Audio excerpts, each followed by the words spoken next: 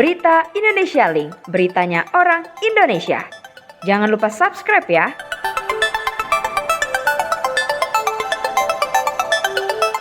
Terima kasih Pak Menko, Bapak sekalian. Jadi tadi sudah disampaikan oleh Bapak Menko, ada 15 kota kabupaten, jadi tepatnya 2 kabupaten, Manokwari dan Berau, kemudian sisanya 13 kota. Ini dimaksudkan karena adanya indikator kenaikan yang signifikan di daerah tersebut sehingga memerlukan upaya untuk terutama menekan mobilitas masyarakat dengan pemakaian masker sehingga diterapkan PPKM darurat. Jangan sampai nanti kita fokus hanya di Jawa Bali, kemudian di luar Jawa Bali terjadi lonjakan dan kemudian nanti akan bisa menimbulkan efek pingpong, saling yang satu sudah baik, kemudian nanti akan dipengaruhi oleh daerah lain yang meningkat. Kemudian untuk pelaksanaan PPKM darurat ini, yang dimulai nanti hari Senin sampai dengan tanggal 20, tadi sudah dilaksanakan rapat dengan Forkompinda, para gubernur, bupati, wali kota, dan Forkompinda tingkat 1 tingkat 2, yang perlu dilakukan upaya simultan mulai dari sosialisasi dan persuasif, terutama memberikan komunikasi publik kepada masyarakatnya masing-masing dan kemudian memberikan masukan atau dialog dengan asosiasi-asosiasi yang terdampak, mulai hotel, restoran, kemudian tempat wisata dan lain-lain, termasuk juga tempat ibadah. Kemudian perkantoran pemerintah ini sebenarnya sudah ada surat edaran dari Menpan RB, kemudian juga dengan tokoh-tokoh dan ormas yang berpengaruh. Sambil sosialisasi dijalankan, langkah-langkah koersif juga sudah mulai dipersiapkan, baik dengan menerapkan undang-undang wabah penyakit penular, karantina kesehatan, KUHP, yang menggunakan acara pemeriksaan biasa, artinya diproses oleh kepolisian, diserahkan kejaksaan, dan kemudian untuk diajukan ke pengadilan. Tapi di samping itu juga dapat dilakukan acara pemeriksaan singkat yang kita kenal sebagai tindak pidana ringan, kipiring. Ini untuk khususnya yang misalnya pemakaian masker yang diatur dengan perda atau dengan perkada.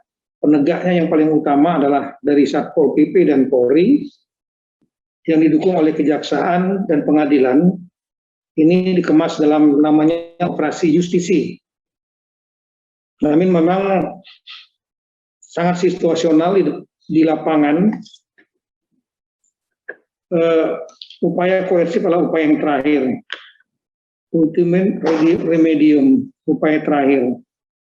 Namun perlu ada ketegasan memang. Kemudian kita sudah menyampaikan tadi kepada kepala daerah, gubernur dan bupati wali kota, itu perlu ada kekompakan, kuncinya ada kekompakan dari Forkompinda. Para kepala daerah kita harap bisa untuk memimpin rapat Forkompinda, kemudian mengeluarkan surat edaran atau instruksi gubernur, dan kemudian menyemut strategi satu visi antara Forkompinda tingkat 1, sekaligus juga merapatkan dengan kepala daerah tingkat 2, bupati wali kota yang terkena PPKM darurat bersama Forkompinda tingkat 2, sehingga terdapat satu kesamaan visi antara tingkat 1 dan tingkat 2 untuk menerjemahkan instruksi Mendagri yang segera kita keluarkan sesuai dengan situasi lapangan masing-masing. Kemudian juga kita minta agar kepala daerah hadir di lapangan. Ini sesuai dengan arahan Bapak Presiden. Hadir di lapangan, mungkin pada saat sosialisasi, pada saat melakukan dialog dengan asosiasi, kemudian juga memberikan penjelasan mana yang dimaksud dengan esensial, yang mana yang kritikal di daerah masing-masing. Jadi diinventarisasi dan dijelaskan sehingga tidak multitafsir.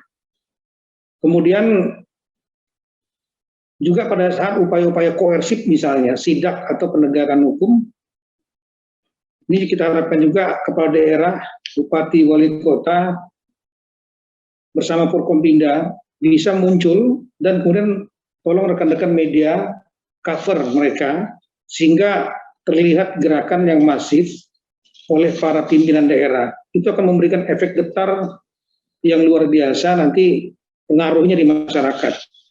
Yang terakhir adalah mengenai masalah bansos. Bansos ini selain tunai yang berasal dari Kemensos,